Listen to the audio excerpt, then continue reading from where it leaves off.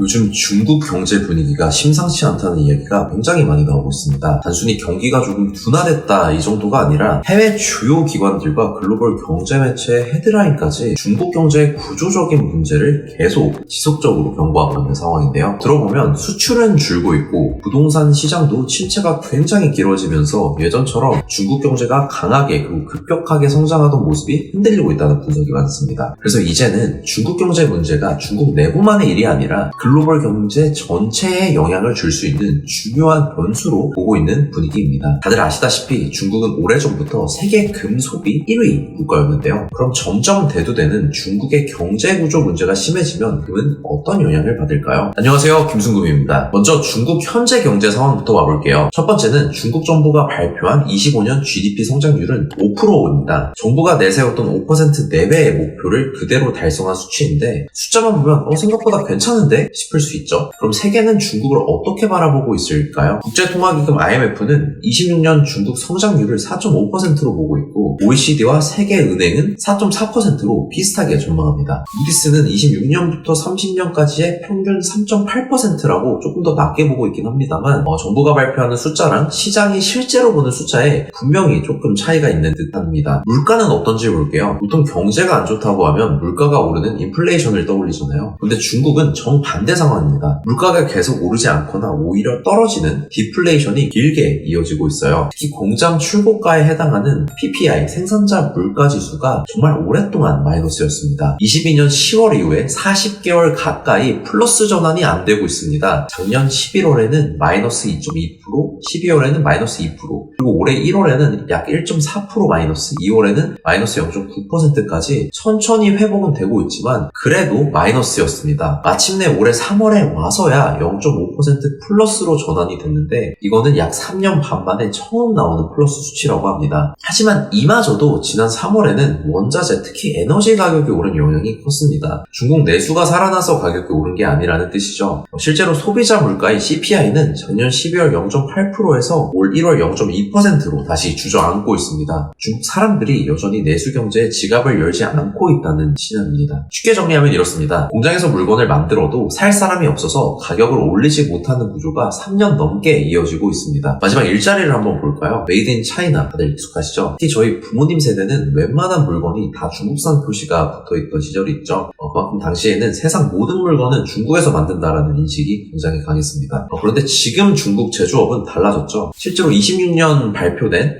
중국 제조업 PMI는 49.3을 기록했습니다. PMI는 제조업 경기 지표인데 50 아래로 내려가면 공장 주문과 생산이 줄고 있다는 의미입니다. 새해 첫 달부터 제조업이 다시 위축 구간에 들어간 거죠. 중국 제조업이 위축되었다는 건 농민공의 귀촌 현상으로도 체감할 수 있다고 하는데 중국 제조업이 빠르게 성장할 수 있었던 건 핵심 배경 중 하나가 바로 농민공이었어요. 농민공은 원래 농촌 호적을 가진 사람들이 도시로 올라와 공장이나 건설 현장에서 일하는 노동자들을 말하는 건데요. 하지만 부동산 침체가 4년째 이어지면서 건설 현장이 줄고 있고 제조업 경기까지 둔화되면서 공장 일자리도 감소하고 있어요. 그러다 보니까 도시에서 일하던 농민공들 중 일부가 다시 농촌으로 돌아가는 흐름이 나타나고 있다고 합니다. 요약하자면 중국 경제를 떠받쳐왔던 제조업이 실업자가 생길 정도로 예전만 하지 못하고 그럼 지금 글로벌 금시장은 중국의 이런 경제 흐름에 어떻게 반응하고 있는지 한번 살펴봐야 될 것 같습니다.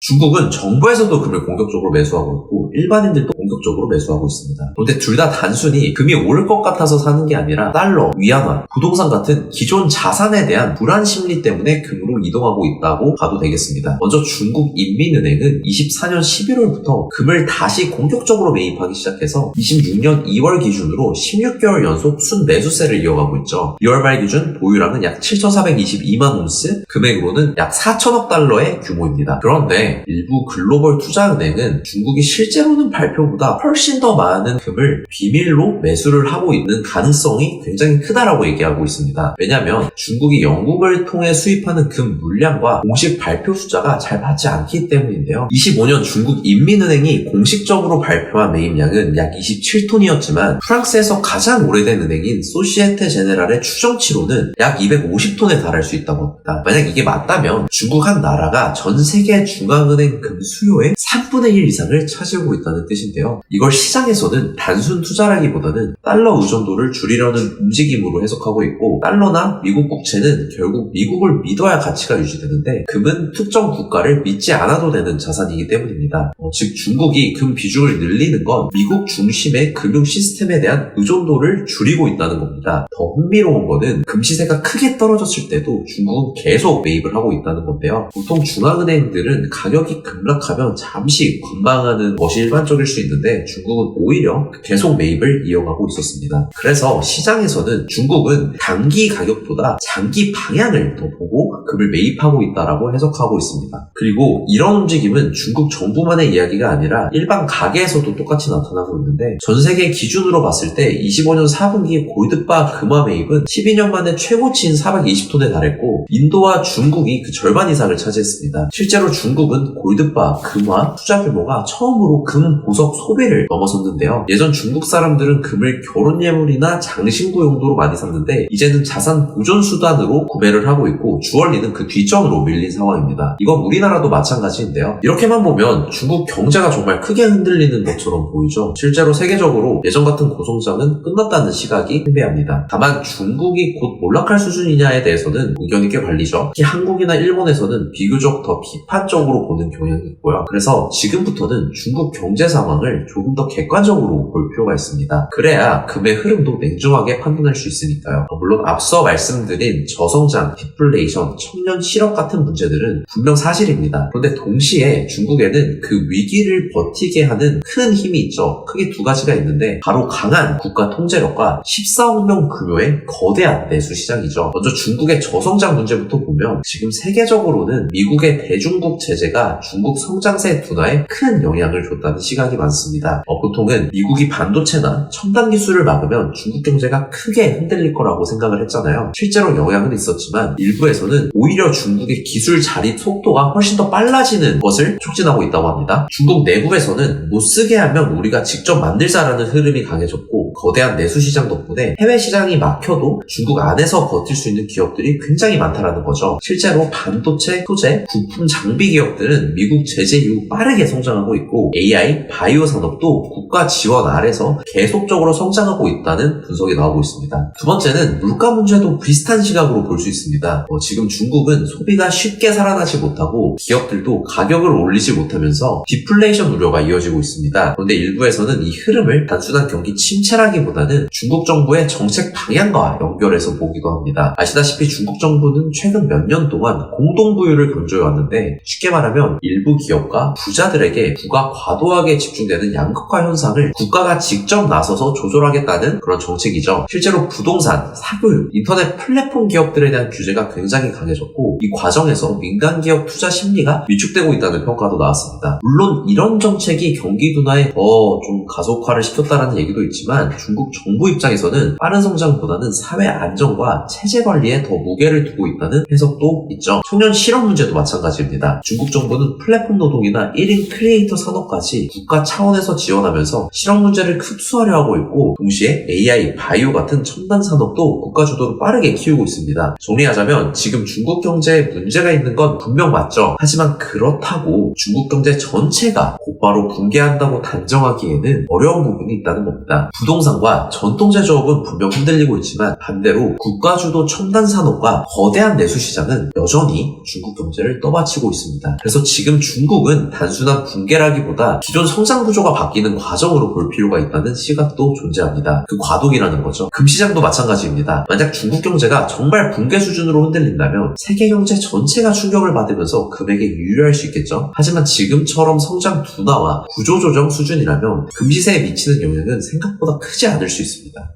저는 그래서 앞으로 어떻게 생각하고 있냐면, 당장 6개월에서 1년 정도의 단기로 봤을 때 금이 단기적인 변동성은 클 수 있겠지만 큰 흐름에서는 크게 변하지는 않을 거라고 생각을 합니다. 실제로 올해 초 금시세가 하루 만에 크게 빠진 적도 있고 크게 오른 적도 있는데, 중요한 건 그런 하락 구간에서도 중국 인민은행은 금 매수를 멈추지 않았다는 겁니다. 즉 시장이 흔들려도 중국은, 그리고 큰 매수세를 갖고 있는 기관은 금을 계속 받아주는 구조가 만들어지고 있다는 건데요. 그리고 1에서 3년 정도는 금 수요가 더 꾸준해질 가능성이 더 높다라고 생각이 듭니다. 특히 중국에서는 말이죠. 중국 부동산 침체나 디플레이션은 단기간에 끝날 문제가 문제가 아니고 중국 사람들도 이제 금을 단순 장신구가 아니라 자산 보존 수단으로 보기 시작했으니까요. 그래서 장기적으로 봐도 중국은 금을 단순 투자 상품이 아니라 달러 의존도를 줄이기 위한 전략 자산으로 움직이고 있고, 실제로 중국은 세계 최대 금 매수 국가이면서 가격 흐름에 영향을 직접적으로 주는 존재입니다. 중국은 달러 패권이 언제 어떻게 자신에게 넘어올지 대비하고 있습니다. 경제가 흔들려도 금을 사고, 중국 경제가 버텨도 대비차 자산 분산 차원에서, 그리고 달러 패권에 대항하는 차원에서 금을 공격적으로 매입하고 있습니다. 어느 쪽이든 금 수요 자체는 계속 살아있을 수밖에 없고, 물론 단기적으로 미국 금리나 정치 이슈 때문에 금값이 출렁일 수는 있죠. 하지만 중국의 금 매수는 계속되고 있고 그 양도 무시할 수 없는 수준이죠. 그래서 중국의 움직임에 대해서 우리는 계속 지켜볼 필요가 있습니다. 제 이야기는 여기까지입니다. 중국이 아무래도 금을 많이 가지고 있다 보니까 중국 경제에 대한 이야기가 나오면 귀 기울이게 되죠. 그런데 요즘 중국 경제에 대한 극단적인 이야기가 많아서 찾아보다가 이렇게 영상을 한번 찍어보게 되었습니다. 저도 계속 금 시장의 흐름을 같이 보고 있으니까요. 앞으로도 조금 더 흥미로운 이야기가 나오면 제가 다시 한번 찾아뵙겠습니다. 오늘 영상도 도움이 되셨으면 좋겠고 다음에 또 찾아뵐게요. 감사합니다.